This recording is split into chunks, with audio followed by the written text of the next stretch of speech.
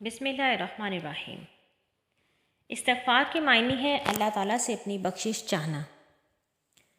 اللہ تعالیٰ کی طرف سے بندے کی بخشش کا مطلب یہ ہے کہ اللہ تعالیٰ اس بندے کے گناہ کو دنیا میں بھی چھپائے، یقینی طور پر کہ کسی کو اس کے گناہ کا علم نہ ہونے دے، اور آخرت میں بھی اس کے گناہوں کی پردہ پوشی کرے۔ حضرت جنید بغدادی رحمۃ اللہ سے پوچھا گیا کہ توبہ کا کیا مطلب ہے، تو انہوں نے فرمایا کہ گناہ کو فراموش کر دینا، یعنی توبہ کرنے کے بعد گناہ کی لذت کا احساس بھی دل سے اس طرح ختم ہو جائے گویا وہ جانتا ہی نہیں کہ گناہ کیا ہوتا ہے۔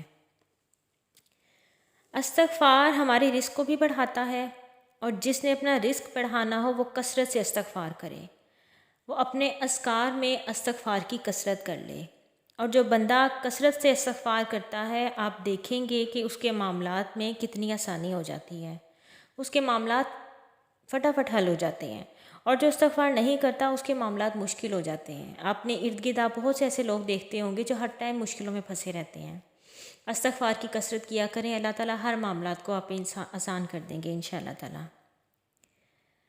اگر آپ کسی بھی چھوٹی سے چھوٹی یا بڑی مصیبت میں بھی مبتلا ہوں تو آپ فوراً استغفار کریں گے، انشاءاللہ تعالیٰ آپ اس مصیبت سے جلدی سے نکل جائیں گے۔ اچھا، استغفار کرنے کی کچھ شرائط ہیں، 4 شرائط ہیں استغفار کرنے کی سب سے پہلی شرط یہ ہے کہ آپ نے صرف اللہ کے خوف کی وجہ سے توبہ استغفار کرنی ہے، لوگوں کو دکھانے کے لیے نہیں۔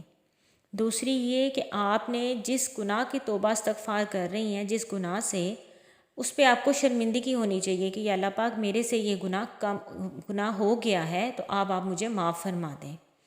یہی وجہ ہے کہ ایک حدیث ہے، الغیبۃ اشد من الزنا، غیبت کو زنا سے بھی زیادہ سخت گناہ قرار دیا گیا ہے۔ وہ اس وجہ سے کہ لوگ زنا کر کے توبہ استغفار کر لیتے ہیں، اللہ تعالیٰ سے معافی مانگ لیتے ہیں، مگر غیبت کر کے اللہ تعالیٰ سے معافی نہیں مانگتے، کیونکہ وہ غیبت کو گناہ ہی نہیں سمجھتے۔ اس لیے اللہ تعالیٰ نے حدیث میں اتنی سخت اس کی وعید بیان کی گئی ہے کہ الغیبۃ اشد من الزنا۔ تو اب آپ کو سمجھ آ گئی ہوگی کہ زنا سے بھی زیادہ غیبت کو شدت کیوں اختیار کی گئی ہے۔ اور تیسری اس کی شرط یہ ہے کہ آپ نے پھر جب توبہ استغفار کرنی ہے تو آپ نے پھر ہر گناہ سے اجتناب کرنا ہے، ہر گناہ سے توبہ کرنی ہے۔ اور اس کے بعد چوتھی شرط یہ ہے کہ پھر آپ نے ایک پختہ عہد کرنا ہے کہ یا اللہ پاک میں اب گناہ نہیں کروں گا۔ حضور پاک صلی اللہ علیہ وسلم نے فرمایا کہ قسم ہے اللہ کی، میں دن میں 70 بار سے زیادہ اللہ تعالیٰ سے استغفار کرتا ہوں اور توبہ کرتا ہوں۔ اور کہیں پہ یہ بھی کہا گیا ہے کہ میں دن میں 100 بار استغفار کرتا ہوں۔ اب حضور پاک صلی اللہ علیہ وسلم تو گناہوں سے پاک تھے، مگر پھر بھی انہیں یہ خوف تھا کہ کہیں میں اللہ تعالیٰ کی شان میں کوئی گستاخی نہ کر دوں۔ اور دوسرا علماء یہ بھی کہتے ہیں کہ ہمیں ترغیب دینے کے لیے حضور پاک صلی اللہ علیہ وسلم کثرت سے استغفار کرتے تھے کہ ہم ان کو دیکھ کے استغفار کریں، ہم ان سے نصیحت حاصل کریں۔ اور استغفار گناہ سے معافی کے لیے بھی کی جاتی ہے، مگر ہم لوگ ویسے بھی اگر ورد کریں نا اپنی زندگی میں استغفار کا، تو اس کے بہت سے فوائد ہیں جو میں آپ کو بعد میں بتاؤں گی۔ یعنی اپنی زبان کو ہر ٹائم اللہ تعالیٰ کے ذکر سے آپ تر رکھا کریں، حمد و ثنا کر لی، استغفار کر لیا، درود شریف کر لی، کچھ بھی کریں، اور دن میں ایک تسبیح استغفار کی لازمی پکڑ لیں، زیادہ کر لیں تو یہ آپ کے لیے اور بھی اچھا ہے۔ اب توبہ سے متعلق میں آپ کو ایک واقعہ سناتی ہوں، یہ بنی اسرائیل کا واقعہ ہے۔ حضور پاک صلی اللہ علیہ وسلم نے فرمایا کہ بنی اسرائیل حضرت موسیٰ علیہ السلام کی قوم میں ایک شخص تھا، اس نے 99 آدمیوں کو قتل کیا تھا، اور پھر لوگوں سے پوچھنے نکلا کہ اگر میں توبہ کر لوں تو میری توبہ قبول ہوگی۔ چنانچہ اس سلسلے میں وہ ایک عابد و زاہد کے پاس گیا، اس سے پوچھا کیا اتنے بڑا گناہ کر لیے ہیں، اب میری توبہ قبول ہوگی؟ اس نے کہا نہیں۔ یہ سنتے ہی اس شخص نے اس کو بھی قتل کر دیا۔ پھر ایک شخص سے پوچھنے لگا، اس نے کہا تم فلاں بستی میں جاؤ، وہ ایسی ہے، وہ بہت اچھی بستی ہے، وہاں ایک عالم رہتا ہے، وہ تمہاری توبہ قبول ہونے کا فتویٰ ضرور دے گا۔ چنانچہ وہ شخص اس بستی کی طرف چل دیا۔ ابھی آدھے راستے پہ پہنچا تھا کہ اچانک اسے موت نے آ دبوچا۔ ٹھیک ہے، اس نے اپنا سینہ بستی کی طرف جھکا دیا، اور اس کی روح قبض کرنے کے وقت رحمت کے فرشتے اور عذاب کے فرشتے ملک الموت سے جھگڑنے لگے۔ چنانچہ اللہ تعالیٰ نے اس بستی کی طرف وہ جا رہا تھا، توبہ کرنے جا رہا تھا، اس کو حکم دیا کہ میت کے قریب آ جائے، اور جس بستی سے وہ قتل کر کے نکلا تھا اس سے حکم دیا کہ وہ میت سے دور ہو جائے۔ اور پھر اللہ تعالیٰ نے فرشتوں سے فرمایا کہ تم دونوں بستیوں کو ماپ لو، پیمائش کر لو، اور جو بستی میت کے قریب ہوگی تو اس کو آپ لے جانا۔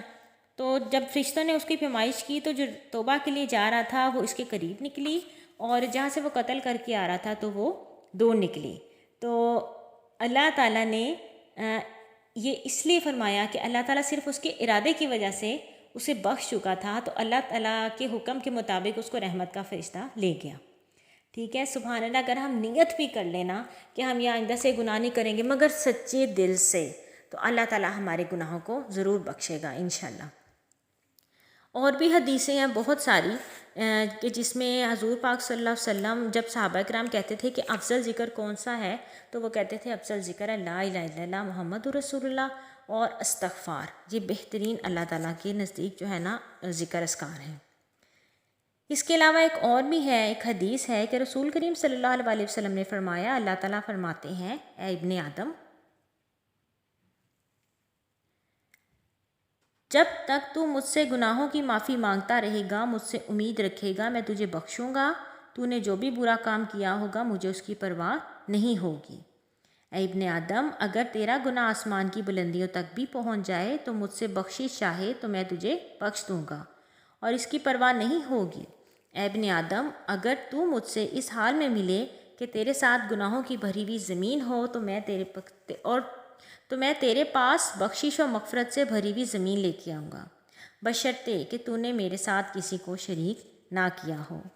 شرک اللہ تعالیٰ کو بالکل بھی نہیں پسند، اس کی ذات میں، اس کی صفات میں کسی کو شامل کرنا، یہ اللہ تعالیٰ کہتے ہیں ایسے ہے جیسے کوئی میری تہبند میں ہاتھ ڈال دیں۔ اگر آپ نے شرک نہیں کیا، آپ سچے دل سے توبہ استغفار کر رہی ہیں تو آپ کی توبہ ضرور قبول ہوگی۔ ایک آخری حدیث آپ کے سامنے آپ کو بتاتی ہوں۔ حضرت عبداللہ بن مسعود کہتے ہیں کہ رسول کریم صلی اللہ علیہ وسلم نے فرمایا، گناہوں سے توبہ کرنے والا اس شخص کی مانند ہے جس نے کبھی گناہ کیا ہی نہ ہو۔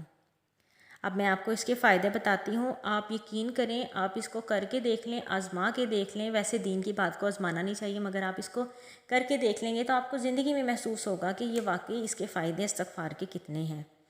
استغفار سے سب سے پہلے ہمارا رزق بڑھتا ہے، ٹھیک ہے، استغفار سے ہمارے گناہ کم ہوتے ہیں یقینی طور پہ، ٹھیک ہے، اور زندگی میں بہت برکت آتی ہے۔ آپ تھوڑا بھی کما رہے ہیں تو اللہ تعالیٰ اس میں برکت ڈالتے ہیں، اور سب سے بڑی بات اللہ تعالیٰ سے تعلق مضبوط ہوتا ہے، اور سب سے اہم بات کہ آپ کو دلی سکون ملتا ہے جو آج کل ناپید ہے، ٹھیک ہے، ہمارے دلوں کو سکون نہیں ہے۔ آپ استغفار کریں، اللہ تعالیٰ آپ کے رزق میں برکت بھی دیں گے، آپ کی زندگی میں، آپ کی اولاد میں بھی برکت دیں گے، اور انشاءاللہ تعالیٰ آپ کو دلی سکون بھی ملے گا۔ وما علینا الا البلاغ المبین۔